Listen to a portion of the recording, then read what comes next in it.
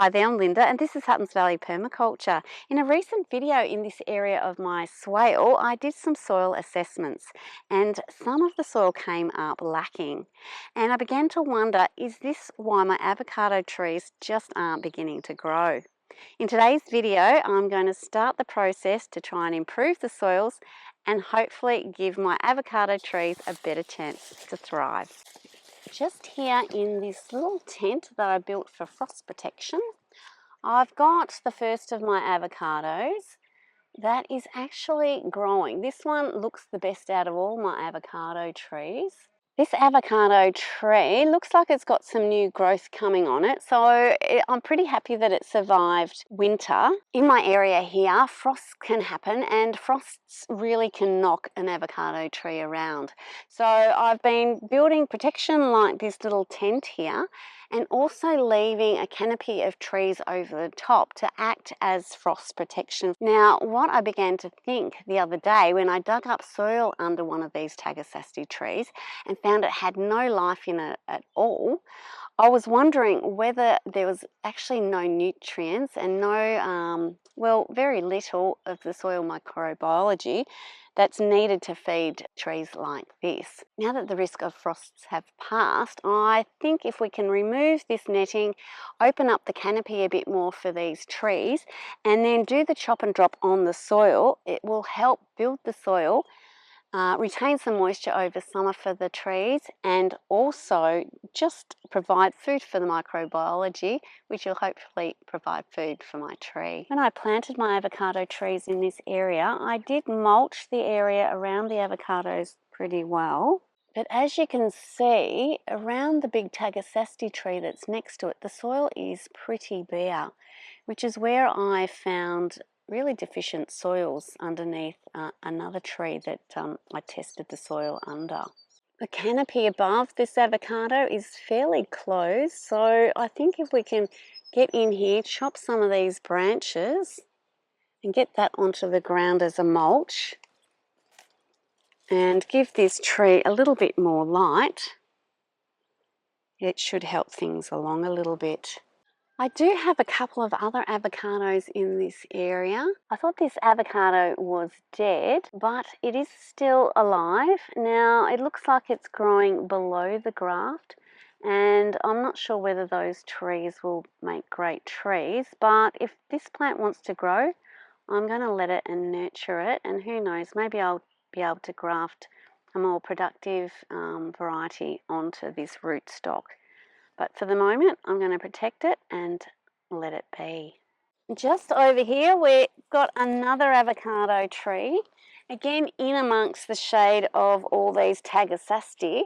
As you can see, the cows went through the frost protection that I had around it and attacked most of this tree. But I do have some signs of life and it is above the graft. So again, I'm going to nurture this tree. I will be building better protection from the cows for each of them. And I'll also be opening up this canopy because this soil is fairly bare. Once again, I had mulched around these trees when I planted them, but we just need to keep doing that chop and drop and get that organic material onto the soil surface to support the soil to support my tree. The fourth avocado tree is hiding over here and is one that had been growing fantastically until I think a sheep got to this one. But we've got some lovely growth coming. I didn't have this covered over during the winter, and it seemed to survive because we had a fairly mild winter, really. The tree that I planted was a grafted tree, and that certainly all died away when the sheep ate it. And I just kind of left it in the ground, and we've got this stalk that's grown up to produce this growing plant. So again, it's rootstock that's growing. I don't know if I can graft it, but if this plant wants to grow, I'm just going to let it, given that I'm struggling to get other avocados growing, and I'll investigate grafting down the track. Today we're just going to do work around the first avocado tree that we had a look at. Chop this growth and open up the canopy, drop that to the ground and give this tree plenty of mulch. Before I get in there with my chainsaw and loppers, I just need to assess what I'm going to cut. So you can kind of see my little tent in there. This tree, the robinia with the light colour sort of yellowy leaves, isn't impacting on it too much. It's mostly the Tagasasti that's kind of directly around it. So we'll definitely be chopping a lot of those branches down. Now, something I do have to be mindful of as well is reducing the shade that falls onto the pasture too much. If we're coming into a hot summer, I need to reserve sort of areas of shade for my livestock that graze in these pastures. While they're not allowed into the swales because they do destroy my trees, they do like to sit up near these trees in the afternoon because they provide great shade and a cooling effect for my animals. I'm thinking of getting in here and chopping the other side of these trees, reserving the branches on this side so there's still a bit of shade that can fall onto the pasture. I will be able to open up the canopy to my avocado tree and also provide plenty of material to put on the ground.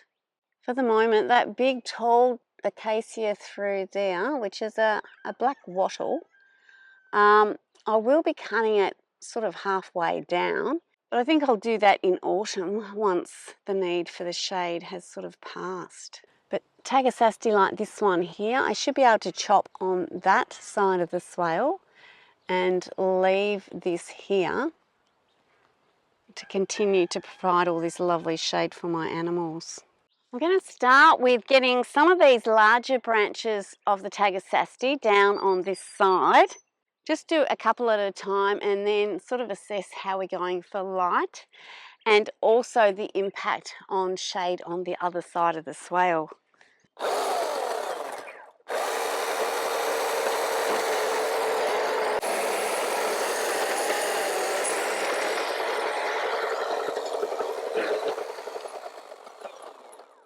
Even just with that one branch down, that has opened up the sky quite a bit. Once the sun moves over to the west, this tree will get heaps of light coming through there. And now I'm going to tackle the tree on the other side. Get some of these smaller branches down so I can get into work.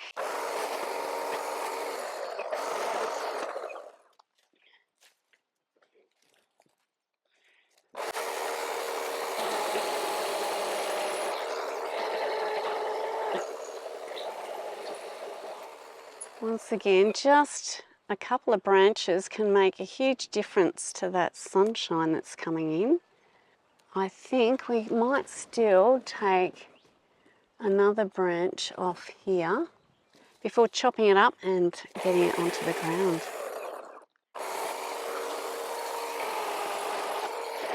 I think we could probably go, this branch that comes through here tends to go over and block the light. And then we might just do a little bit of trimming just with my loppers with some of these other smaller branches. Now, this is the big black wattle acacia that I was going to leave for the moment and chop down a bit in autumn. But again, I might just trim some of these smaller branches just to give a bit more space to the avocado tree. That should make it easier to just redo this frost protection and make it a bit more cow-proof as well. Just stepping back a little bit, you can tell that canopy has opened up quite a lot, and it's probably as much as I want to do, except for some of these little branches that are over the top. There is a hakea tree here that's got a bit buried under the fallen Tagasasti, so I'll get all of that off that. But this is looking pretty good.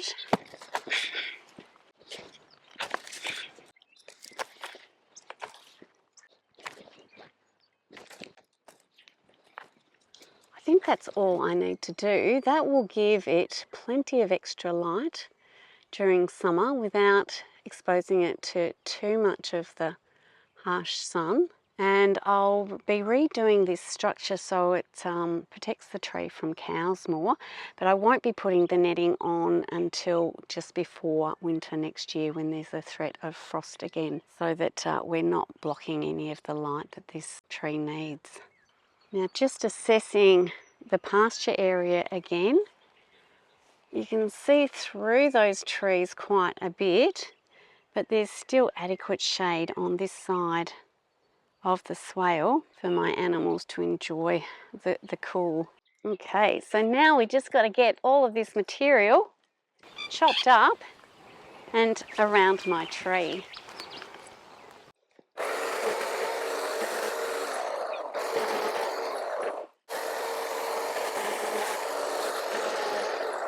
Might be easier if we take this off this tree now.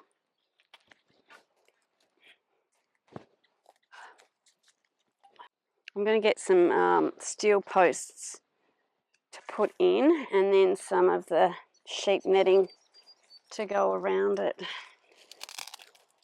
Okay, that'll do. Wrap that up.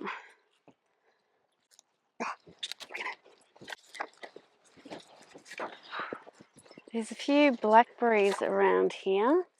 Generally with blackberries I just get around and chop them, and I don't spray. Now, as this tree is just a young tree and it doesn't have a lot of mulch sort of right around the base here, it's really just a bit of leaf litter. I'm going to start with my chop and drop by just chopping up these sorts of small branches quite finely and sort of build up a layer around the base so that it's not coming up the trunk too much. And then as I get further out, I can do coarser and coarser layers of the mulch, but I don't want to kind of bury it under too larger branches. I'll get a lot of this branch close to the ground, and the closer it is to the ground, the more it will retain moisture, which is good for the tree. But by retaining more moisture means that fungi in the soil and the bacteria in the soil will sort of start to break the branches down a lot more quickly and just build that soil layer a lot quicker. That's kind of my feeling on it. I haven't done any research, but it's just kind of what I've observed by doing this for a number of years. You need to get yourself some good secateurs. These ones need a bit of work on them actually.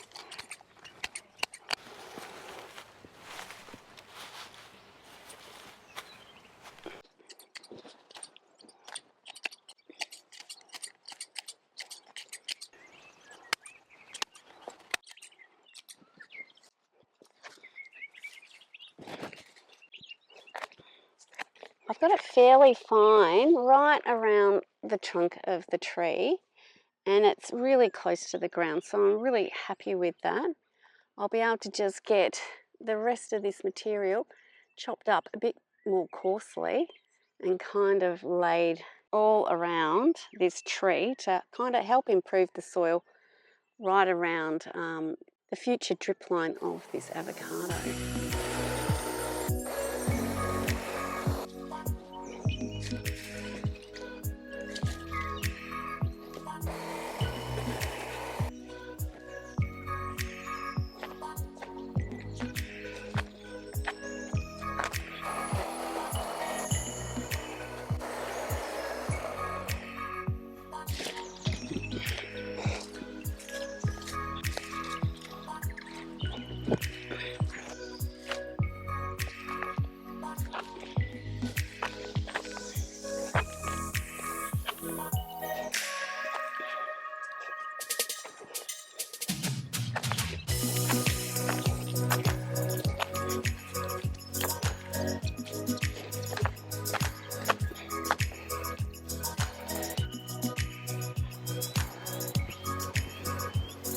Well, that's one avocado tree given a bit of love, and I'm sure going into a warm summer, this mulch is really going to help retain the moisture, but more importantly, it's going to help the soil. And if the soil's great, then we should have great growing plants.